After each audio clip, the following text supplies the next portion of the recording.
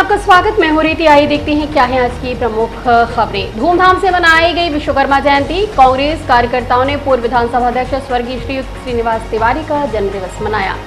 हिंदू देवी देवताओं को लेकर सोशल मीडिया में आपत्तिजनक पोस्ट करने पर बजरंग सेना ने कड़ी कार्रवाई करने की मांग की। और कल आएंगे आम आदमी पार्टी के दो राज्यों के मुख्यमंत्री अरविंद केजरीवाल और भगवंत मान, करेंगे जनता को संबोधित। इन खबरों को आगे हम विस्तार से देखेंगे।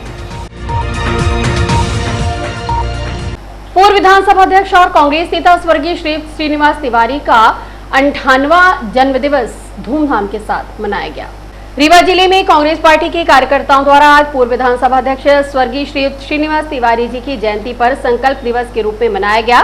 पूर्व विधानसभा अध्यक्ष आज जीवित होते तो 98 वर्ष के होते। राजनीति के गलियारे में सफेद शेर के नाम से मशहूर अपने राजनीतिक जीवन में धाकड़ नेता और विंध्य के राजनीतिक पुरोधा के रूप में जाने जाते थे। श्रीनिवास तिवारी को जनता बड़े प्यार से दादा कहकर पुकारती थी। आज 17 सितंबर को श्रीनिवास तिवारी का जन्मदिवस है और उनके चाहने वाले कांग्रेसी नेता उनकी जयंती मना रहे हैं। आपको बता दें कि इस अवसर पर मुख्य कार्यक्रम त्योथर में पूर्व लोकसभा प्रत्याशी और उनके नाती सिद्धार्थ तिवारी मना रहे हैं। इसके पहले स्वर्गीय श्रीयुक्त श्रीनिवास तिवारी के जन्मदिवस पर बड़ा भव्य आयोजन किया जाता था, जिसमें प्रदेश भर के नेता शामिल होते थे। मुख्यमंत्री से लेकर स्थानीय स्तर के नेता लगातार उनके जन्मदिन के अवसर पर उपस्थित हुआ करते थे। श्री तिवारी जहां अपने तर्कों के लिए विख्यात थे, वहीं उनके उद्बोधन को लोग आज भी याद करते हैं। श्री तिवारी की एक और खासियत थी कि वह अपने क्षेत्र की जनता को नाम से पहचानते थे। कहा यह भी जाता रहा कि उनके ऊपर नाराज हो जाएं तो समझ लीजिए उनका काम हो गया। बहरहाल उनको याद करते हुए आज पीली कोठी स्थित साईं मंदिर के पास कांग्रेस नेता शहीद मिस्त्री के आयोजकत्व में फल वितरण का कार्यक्रम किया गया, जहां सैकड़ों की संख्या में लोग उपस्थित रहे और श्रीनिवास तिवारी जी का जन्मदिवस मनाया गया। आज हमारे परम पूजनीय दादाजी का जन्मदिन है और ये 98 जन्मदिन है। 98 साल हो गया। और हम लोग पहले जब दादा थे बड़े धूमधाम से पूरे रीवा को हम लोग सजाते थे और बड़े धूमधाम से पूरे अपने मध्य प्रदेश के यहाँ तक कि 8 विधानसभा के जितने भी दादा के चाहने वाले थे वो सब दादा के आस्था में लोग आते थे। और रीवा शहर को जो है 17 सितंबर को दुल्हन के तरीके सजा दिया जाता था। और दादा जो है 17 सितंबर में कोई ना कोई संकल्प दिवस का पर्व मनाते थे। और दादा जब से चले गए हैं तो हम लोग उनके जो नाती हैं सिद्धार्थ तिवारी जी, पिछली बार वो जो है मनगमा से मनाए हुए थे, इस बार जो है त्योथर से मना रहे हैं। और हम लोग 3 साल से यहाँ साईं मंदिर के पास अपने सभी कांग्रेस के लोग और सभी हमारे जो जितने साथी हैं सब मिल के ये जन्म दिवस मनाते हैं। धन्यवाद। जय हिंद। वसीम भाई आप भी कुछ। दादा के जन्मदिन पर आज हम सब लोग उनके चाहने वाले और उनके आस्था रखने वाले लोग, आज का जो ये कार्यक्रम मेन है वो शहीद मिस्त्री जी के आयोजक में चल रहा है और ये फल वितरण का कार्यक्रम है। उनके जन्म जयंती पर हम लोग गरीबों के बीच में फल वितरण का कार्यक्रम शहीद भाई लगातार कर रहे हैं उनके निधन के बाद।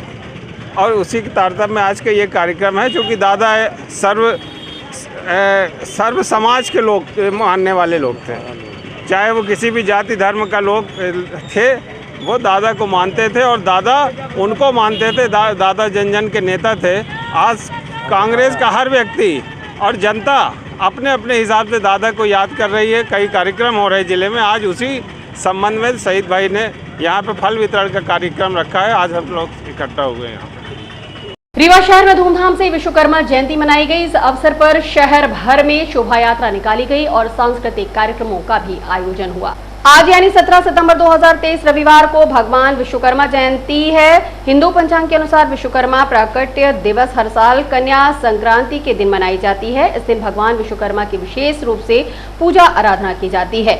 हर साल सृष्टि के सबसे बड़े और अद्भुत शिल्पकार विश्वकर्मा जी की पूजा का पर्व बड़े ही उत्साह और उमंग के साथ मनाया जाता है। शास्त्रों के अनुसार विश्वकर्मा जी सृष्टि के पहले शिल्पकार, वास्तुकार और इंजीनियर हैं। धर्म ग्रंथों के अनुसार जब ब्रह्मा जी ने सृष्टि की रचना की तो इसके निर्माण कार्य की जिम्मेदारी भगवान विश्वकर्मा को दी। शास्त्रों के अनुसार भगवान विश्वकर्मा ब्रह्मा जी के 7वें पुत्र हैं। भगवान विश्वकर्मा जयंती के अवसर पर आज रीवा में जगह जगह कार्यक्रमों का आयोजन किया गया, जिसमें मंच के कार्यक्रम के साथ साथ बाइक रैली और सांस्कृतिक कार्यक्रम आयोजित हुए। रीवा शहर का मुख्य कार्यक्रम बंबा घाट स्थित विश्वकर्मा मंदिर में हुआ, जहां पूजा अर्चना करने के बाद अनुयायियों ने बाइक रैली निकाली। बाइक रैली शहर का भ्रमण करते हुए बंबा घाट पहुंची, जहां इसका समापन हुआ।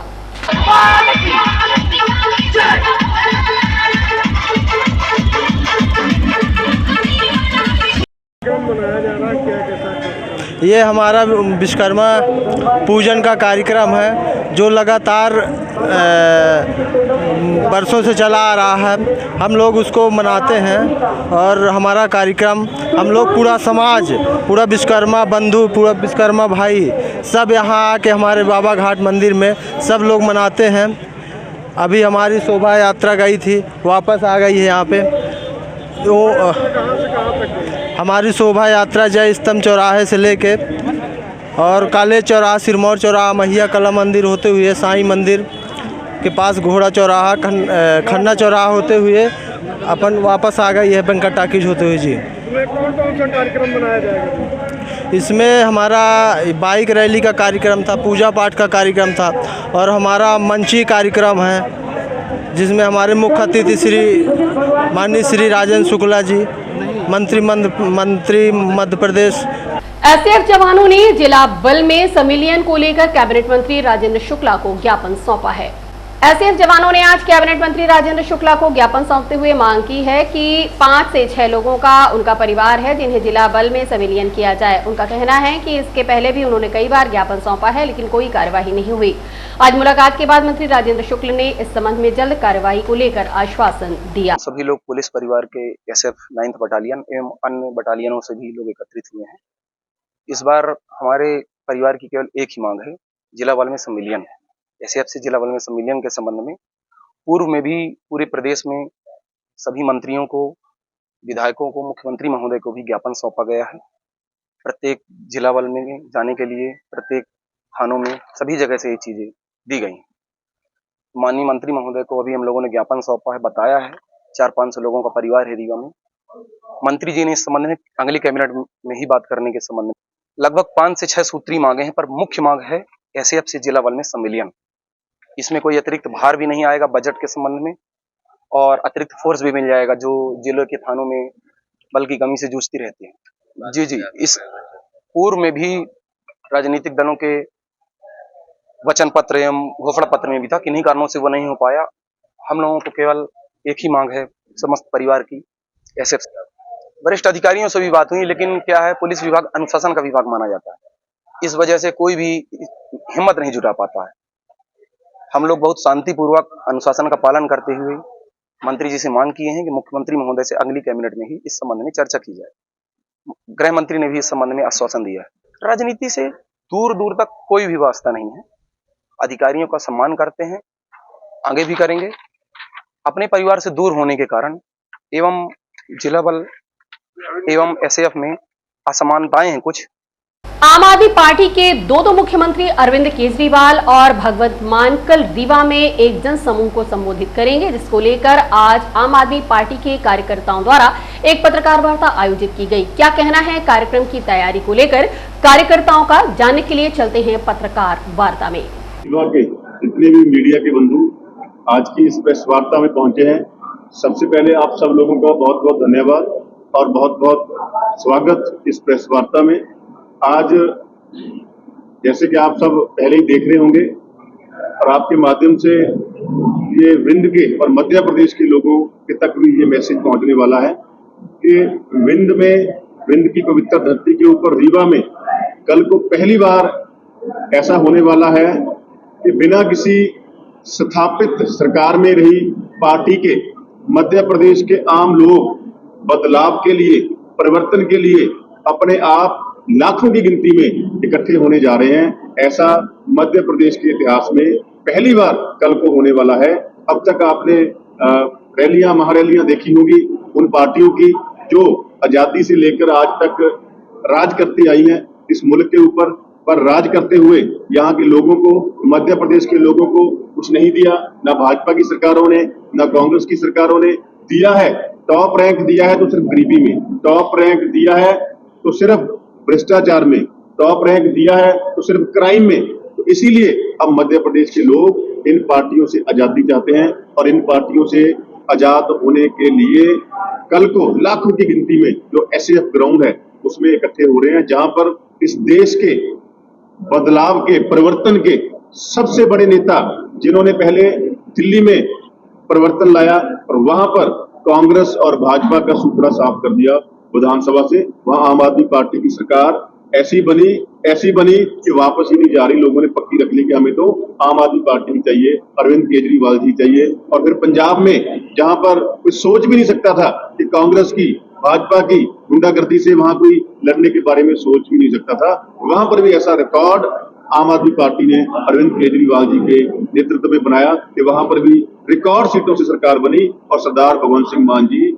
मुख्यमंत्री बने। तो श्री अरविंद केजरीवाल जी और सरदार भगवंत सिंह मान जी कल को यहाँ पर इस महारैली में लोगों को संबोधन करने के लिए, मध्य प्रदेश के लोगों को परिवर्तन का मैसेज देने के लिए पहुंच रहे हैं। और मैं आपको बता देता हूं कि अब तक का रुझान ये रहा है कि जहां जहां पर भी ऐसे लाखों की गिनती में लोग इकट्ठे हुए हैं अरविंद केजरीवाल जी की अगुवाई में, वहां पर परिवर्तन आया है। ये अब तक का रिकॉर्ड रहा है, क्योंकि 2022 के इलेक्शन से पहले जब सभी पार्टियां और मीडिया का एक बड़ा हिस्सा भी ये कह रहा था कि आम आदमी पार्टी तो किसी मुकाबले में नहीं है, ये चुनाव कैसे लड़ेंगे, तब भी पंजाब के लोगों ने, पंजाब की आम आदमी पार्टी के वॉलंटियर्स ने ऐसे ही एक बहुत बड़ा टिकट पंजाब के लोगों का परिवर्तन के लिए पंजाब के बाघा पुराना में किया था, जिला मोगा में, और उसी दिन ये तय हो गया था कि पंजाब में आम आदमी पार्टी की सरकार बनने वाली है, पंजाब में झाड़ू करने वाला है। और उसी पैटर्न पे अब कल को मध्य प्रदेश के लोग ऐसे ग्राउंड में इकट्ठे हो रहे हैं। रीवा की धरती वैसे भी बदलाव की धरती है। और अब मिलते एक छोटे से ब्रेक के बाद। Pentium point group of institutions, a key to success. जी हाँ, Pentium point group of institutions, जहां पर आपको मिलते हैं BA LLB 5 year full time program, LLB 3 year full time program bar council of India से मान्यता प्राप्त हैं। MBA के 2 year full time program AICTE new Delhi से मान्यता प्राप्त हैं। Pentium point college of pharmacy T pharma 2 year full time program PCI New Delhi द्वारा मान्यता प्राप्त। पेंटियम पॉइंट टेक्निकल कॉलेज में स्नातक व स्नातकोत्तर के सभी पाठ्यक्रम संचालित हैं, जिनमें प्रवेश प्रारंभ है। हमारा कॉलेज कोड है P500। याद रखिए, सामान्य वर्ग BPL कार्ड धारकों को शिक्षण शुल्क में छूट व SC ST OBC छात्रों को मध्य प्रदेश शासन के नियमानुसार छात्रवृत्ति। आप संपर्क कर सकते हैं हमारे हेड ऑफिस में, जो है हेडगेवार नगर, रेडियो कॉलोनी के सामने रीवा, और कॉलेज कैंपस में जो है करहिया सिमरिया रोड और हरदी सिमरिया रोड रीवा में। अधिक जानकारी के लिए हमारे फ़ोन नंबर पर संपर्क कर सकते हैं। हमारा फ़ोन नंबर है 07662438035। मोबाइल नंबर पर भी संपर्क किया जा सकता है, जो है 9992084339। मध्य प्रदेश शासकीय अध्यापक संगठन द्वारा लंबित अध्यापकों को सहायक अध्यापक से प्राथमिक शिक्षक पद पर संविलियन करने आज मुख्यमंत्री के नाम ज्ञापन सौंपा गया। जवा से आए हुए अध्यापक संगठन के सदस्यों ने बताया कि जवा विकासखंड के 338 सहायक अध्यापकों का राज्य शिक्षा सेवा की प्राथमिक शिक्षक पर संविलियन लोकायुक्त के नाम पर लंबित रखा गया है, जबकि लोकायुक्त पुलिस रीवा के द्वारा पार्टी बनाया ही नहीं गया था, केवल नियुक्तियों को पार्टी बनाया गया था, जिसके परिप्रेक्ष्य में 23 लोगों ने मिलकर मध्य प्रदेश उच्च न्यायालय में याचिका दायर की थी, जिसमें माननीय उच्च न्यायालय के न्यायाधीश महोदय ने आदेश में लिखित किया है उनके विरुद्ध कोई भी आपराधिक मामला विभाग द्वारा नहीं सिद्ध हुआ, जिससे इन्हें किसी भी प्रकार का दंड नहीं दिया जाए। अध्यापक संघ का कहना है कि लंबित अध्यापकों को जल्द से जल्द संविलियन किया जाए। लोग सूचना के अधिकार के तहत जानकारी चाहिए तो लोकायुक्त कार्यालय द्वारा ये जानकारी दी गई कि आपके खिलाफ किसी तरह का आरोप पत्र जारी नहीं किया गया, न कोई चालान प्रस्तुत किया गया है। लोक अभियोजन से भी मांगा गया, लोक अभियोजन द्वारा ये बताया गया कि इनके खिलाफ कोई भी आरोप पत्र जारी नहीं हुआ है, अतः इनका नए शैक्षिक संवर्ग में संविलियन किया जाना उचित और संभव होगा। बहुत सारे साथी कोर्ट भी गए, कोर्ट ने भी यही कहा कि जब इनके खिलाफ किसी तरह का आरोप पत्र जारी नहीं किया गया है तो इनको मतलब नए शैक्षिक संवर्ग में संविलियन किया जाना उचित होगा। आज मिथिलेश कुमार तिवारी, ब्लॉक अध्यक्ष, शासकीय शिक्षक संगठन जवा। माननीय मंत्री जी ने कहा है कि हम 1 सप्ताह के अंदर आपका निरीक्षण करा देंगे। हमारे जिले में सहायक अध्यापक लगभग 511 प्राथमिक शिक्षक पर बनने से भी रुके हुए हैं। इसके लिए अपन लोगों ने अपना विषय रखा है और उसमें सकारात्मक चर्चा हुई। ये लगभग 2018 से। चंद्रोदय मिश्रा हूँ। और अब मिलते एक छोटे से ब्रेक के बाद। हड्डी जोड़ एवं रीढ़ रोग तथा स्त्री रोग एवं प्रसूति रोग का इलाज एक ही छत के नीचे। विघ्नहर्ता hospital and trauma centre, hotel landmark के पास, रतहरा, रीवा। डॉक्टर संतोष सोनी, पूर्व चिकित्सक, बॉम्बे हॉस्पिटल, मुंबई। हड्डी जोड़ एवं रीढ़ रोग विशेषज्ञ, छोटे चीरे एवं दूरबीन विधि द्वारा हाथ तथा पैर की हड्डियों का ऑपरेशन। गठियाबात, जटिल एवं बिगड़े हुए फ्रैक्चर का बेहतर इलाज करते हैं डॉक्टर संतोष सोनी। विघ्नहर्ता हॉस्पिटल ट्रॉमा सेंटर में ही स्त्री एवं प्रसूत रोग विशेषज्ञ डॉक्टर शैलजा सोनी भी उपलब्ध हैं, जिनकी देखरेख में नॉर्मल डिलीवरी, सिजेरियन ऑपरेशन एवं बच्चेदानी से संबंधित ऑपरेशन की बेहतर सुविधा। संतानहीन दंपत्ति तत्काल संपर्क करें। विघ्नहर्ता hospital and trauma centre, hotel landmark के पास, रतहरा, रीवा। सुविधाजनक एवं सफल इलाज हेतु आज ही संपर्क करें। विघ्नहर्ता hospital and trauma centre, hotel landmark के पास, रतहरा, रीवा। मोबाइल नंबर 7828781983 अथवा 8462956774 पर। हिंदू धर्म के प्रमुख त्योहारों में से एक तीज का व्रत मनाया जाता है, जिसको लेकर तैयारियां महिलाओं ने पूरी कर ली।